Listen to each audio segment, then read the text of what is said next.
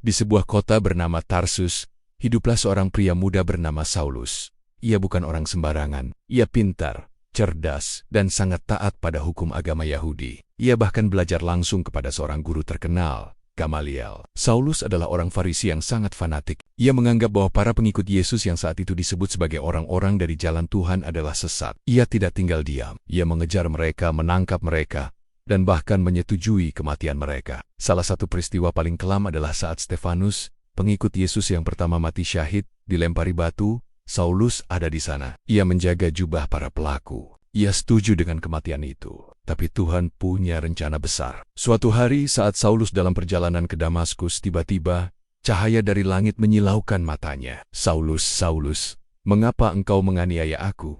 Siapakah engkau Tuhan?" "Akulah Yesus yang kau aniaya." Saulus jatuh ke tanah. Ia buta.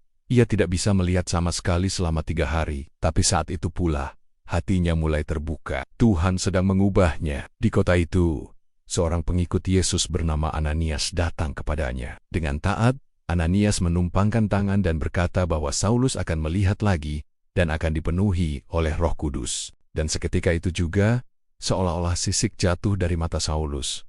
Ia bisa melihat, tapi lebih dari itu, hatinya pun dibuka. Dari sinilah, hidupnya berubah. Ia tidak lagi dipanggil Saulus. Namanya menjadi Paulus, sang rasul bagi bangsa-bangsa non-Yahudi. Bagi orang-orang yang tidak mengenal Tuhan, Paulus tidak tinggal diam. Ia mengunjungi banyak tempat: Antiokhia, Efesus, Filipi, Korintus, Tesalonika, Galatia, dan banyak kota lain. Ia memberitakan Injil kepada siapa saja, orang Yahudi maupun bukan Yahudi, budak maupun orang merdeka, miskin atau kaya. Ia mendirikan gereja-gereja, menulis surat-surat, dan mengajar dengan semangat yang menyala-nyala. Beberapa suratnya masih kita baca sampai sekarang di dalam Alkitab, seperti Kitab Roma, 1 dan 2 Korintus, Galatia, Efesus, Filipi, Kolose, 1 dan 2 Tesalonika, dan lainnya. Tapi perjalanan itu tidak mudah. Ia dipenjara, dipukuli, diusir, bahkan dilempari batu sampai nyaris mati. Tapi ia tetap berkata,